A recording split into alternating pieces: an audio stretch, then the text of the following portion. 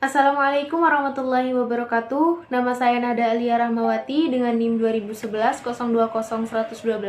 Di sini saya dari kelompok 11 akan menjelaskan mengenai pemikiran Kiai Haji Abdul Muhid Muzadi yang kami bagi menjadi 3 subbab materi, yakni biografi, pemikiran, dan karya-karya Kiai Haji Abdul Muhid Muzadi. Biografi Kiai Haji Abdul Muhid Muzadi. Kiai Haji Abdul Muhid Muzadi adalah salah seorang ulama sepuh Nahdlatul Ulama. Beliau juga ulama Jember, mantan mutasyar NU, dan juga dikenal sebagai pakar Hitoh NU tahun 1926. Kiai Haji Abdul Muhid Muzadi lahir di Bangilan, Tuban, Jawa Timur pada 19 Jumadil Awal 1344 Hijriah atau 4 Desember 1925 Masehi. Beliau memulai perjuangan di NU tahun 1941. Beliau adalah santri dari pendiri NU, yakni Hadratus Syekh Kiai Haji Hasyim Asy'ari di Pondok Tebu Ireng, Jombang. Sejak saat itu, dia masuk dalam 11 kiai yang mendirikan Partai NU di Tuban pada tahun 1952. Di tahun yang sama, beliau juga mengemban amanah menjadi Ketua GP Ansor di Tuban. Latar belakang pendidikan. Sejak kecil beliau aktif di dunia pergerakan hingga kemerdekaan. Setelah belajar di pesantren Tuban, ia melanjutkan belajar kepada Hadratus Syekh Kiai Haji Hasyim Asy'ari di pesantren Tebu Ireng, Jombang. Pada tahun 1941, saat usianya masih 16 tahun, ia telah menjadi anggota NU melalui pendaftaran di Ranting NU Tebu Ireng. Di Tebu Ireng, ia belajar berorganisasi. Di sana, ia bertemu beberapa santri yang terkenal dari daerah lain. Di antaranya adalah Kiai Haji Ahmad Siddiq. Setamatnya dari Tebu Ireng, ia kembali ke kampung halamannya di Tuban dengan mendirikan Madrasah Salafiyah pada tahun 1946. Walaupun sebagai guru, ia juga turut berjuang melawan penjajah dengan menjadi anggota Laskar. Pada tahun 1952, beliau mendirikan Sekolah Menengah Islam atau SMI. Selanjutnya, pada tahun 1955, ia mendirikan Madrasah Mu'allimin Nahdlatul Ulama. Saat menjadi pegawai di IAIN Sunan Kalijogo, Yogyakarta tahun 1961, ia mengikuti kuliah di Universitas Cokro Aminoto. Dari Yogyakarta, ia ditugaskan di IAIN Malang pada tahun 1963. Tahun itulah ia merintis SMP NU. Begitu juga ketika menjadi pembantu dekan 2 di IAIN Sunan Ampel Jember. Ia juga mendirikan Madrasah Sanawiyah. Penugasan di IAIN Sunan Ampel Jember membuatnya bertemu lagi dengan sahabat seperguruannya yang menjadi pengasuh pesantren di Jember, yakni Kiai Haji Ahmad Siddiq. Dia menemukan teman diskusi yang seimbang dan pada akhirnya banyak menulis tentang pemikiran keislaman. Ketika sahabatnya menjadi Rais Am Syuriah PBNU, ia membuat rumusan konseptual mengenai aswaja, menuntaskan hubungan Islam dengan negara, dan mencari rumusan pembaruan pemikiran Islam, serta strategi pengembangan masyarakat NU, sehingga ia menjadi sekretaris pribadi Kiai Haji Ahmad Siddiq. Pengalaman organisasi. Kiai Haji Abdul Muhid Muzadi merupakan pejuang organisasi yang luar biasa. Sejak pindah dari Tuban ke sejumlah daerah, dia terus berjuang bersama NU. Di NU, beliau pernah menjabat sebagai Sekretaris GP Ansor Yogyakarta tahun 1961 sampai 1962, Sekretaris GP Ansor Kabupaten Malang, dan Sekretaris PCNU Jember tahun 1968 sampai 1975.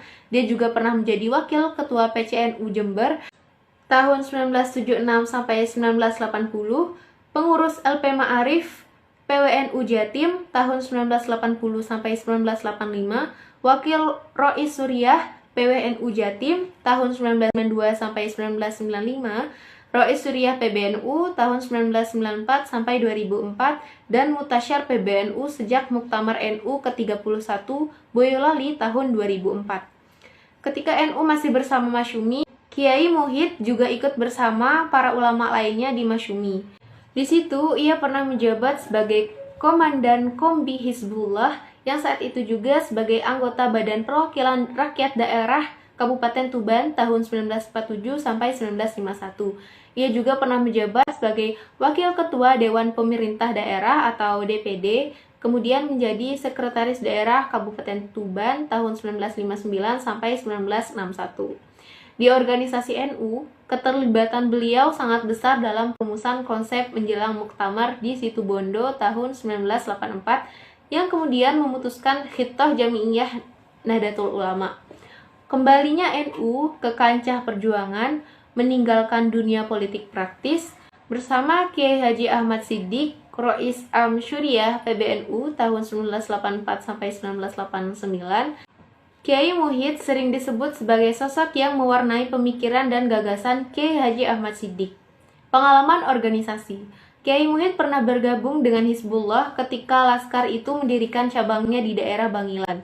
Namun, ia tidak bisa mengikuti latihan perwira Hizbullah angkatan pertama di Cibarusa karena tidak diizinkan oleh orang tuanya.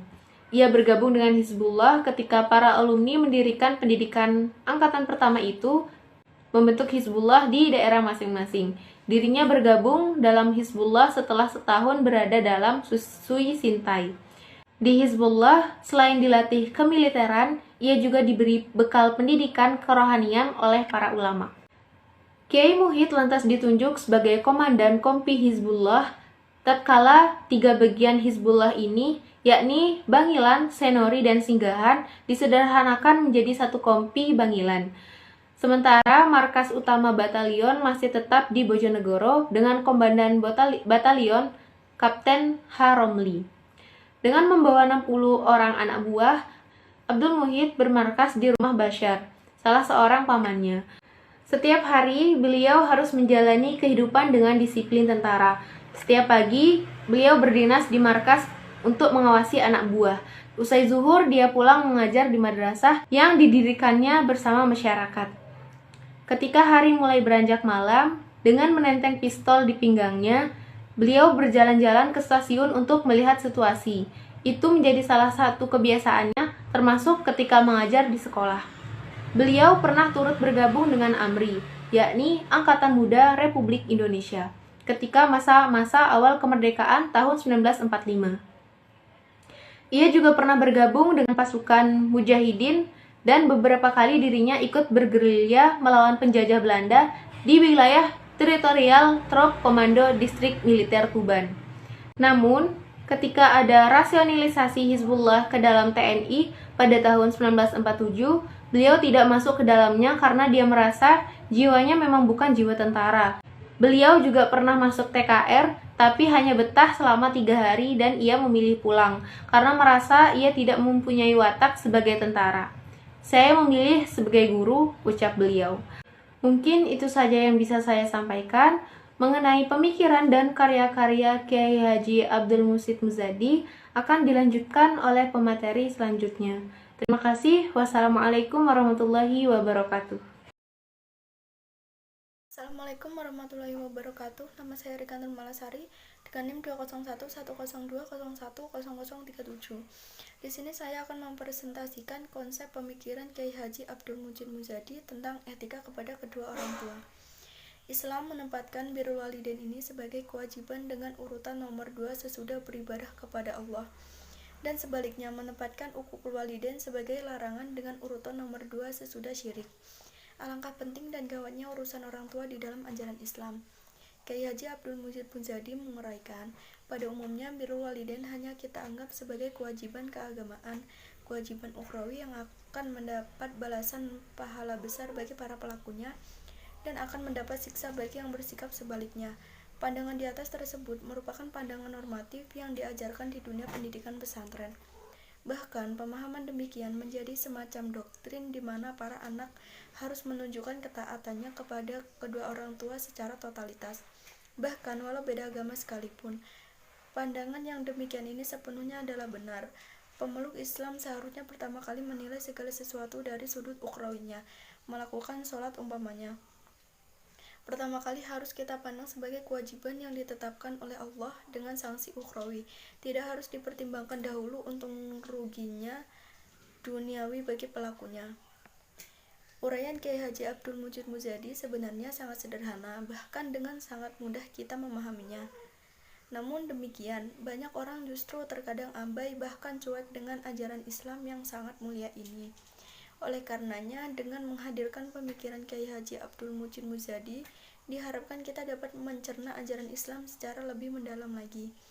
Konsep etika tidak serta-merta lahir dan berkembang dengan sendirinya, namun hal itu memerlukan pembinaan, perawatan, dan latihan dari lingkungan keluarga. Berikut pemikiran Kiai Haji Abdul Muhsin Muzadi. Memang bibit birrul walidain yang sudah ada pada setiap anak itu memerlukan perawatan, pemeliharaan, pemupukan supaya tumbuh dengan baik. Orang tua dan para pendidiklah yang terutama berkewajiban mengembangkan birrul walidain ini dengan menjaga supaya tidak terganggu. Usaha mengembangkan birrul walidain ini tidak cukup hanya dengan komando saja, tidak cukup hanya dengan pidato saja, tidak cukup hanya dengan membentak saja. Kiai Haji Abdul Muhsin Muzadi tentang konsep etika birrul walidain. Masalah lain yang patut menjadi perhatian ialah adanya semacam krisis ketauladanan bagi anak-anak dan kompleksitas pemikiran brilian Kiai Haji Abdul Muhsin Muzadi sebenarnya dapat kita rasakan jika dibandingkan dengan pemikiran-pemikiran para tokoh yang tidak dilahirkan di Indonesia. Sebagai tokoh ulama, kiai, intelektual, dan ilmuwan yang lahir dan dibesarkan di Indonesia, tentu hal ini memberikan semacam cara pandang yang kontekstual terhadap realitas kemasyarakatan yang sedang terjadi hari ini. Seperti pandangannya berikut ini. Kalau orang tuanya, guru-gurunya, dan pemimpin-pemimpinnya dianggap tidak memenuhi syarat untuk dijadikan tokoh tauladan, maka para remaja akan mencari pada orang-orang lain. Inilah gejala krisis ketauladanan bagi para remaja. Krisis ketauladanan inilah yang merupakan salah satu penyakit pada zaman ini yang insya Allah akan dapat dicegah atau diobati dengan pola hidup birrul walidain. Pola hidup birrul walidain berlandaskan atas kesadaran yang mendasar bahwa ayah dan ibu adalah yang paling berhak dan berkewajiban bagi anak. Guru pendidik dan pemimpin adalah pembantu bagi ayah dan ibu untuk pendidikan dan pembinaan anak.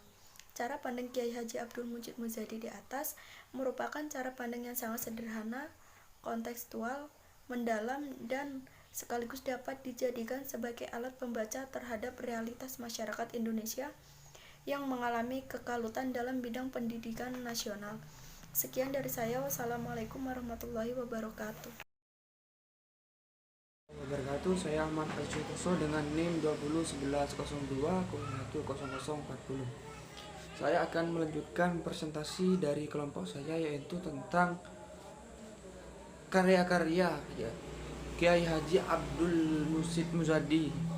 Kita ketahui bahwa beliau merupakan seorang aktivis. Selain aktif dalam pergerakan, beliau aktif dalam pendidikan dan mengajar. Beliau juga aktif menulis untuk menuangkan pikiran-pikirannya pada lembaran-lembaran atau yang dibuat buku untuk masa yang akan datang, sehingga pikiran beliau bisa dikenang oleh orang-orang yang masa akan datang. Beberapa karya-karya beliau yaitu yang pertama buku Risalah Fikih Wanita yang diterbitkan oleh Al-Ma'arif di Bandung pada tahun 1979. Buku ini kemudian diterbitkan ulang oleh Kalista di Surabaya pada tahun 2005-2006. Yang kedua yaitu buku yang berjudul NU dan Fikih Kontekstual oleh LKPSM NU Jogja pada tahun 1994. Yang ketiga yaitu buku Pedoman bagi Kaum Muslimin Indonesia dalam Hidup Bermasyarakat, Berbangsa, Bernegara yang diterbitkan oleh BP 7 Dati 2 Jember. Yang keempat yaitu buku Apa dan Bagaimana NU yang diterbitkan oleh PCNU Jember dan kini diterbitkan ulang Kalista Surabaya dengan judul NU dalam Perspektif Sejarah dan Ajaran diterbitkan pada tahun 2006 sampai dengan 2007.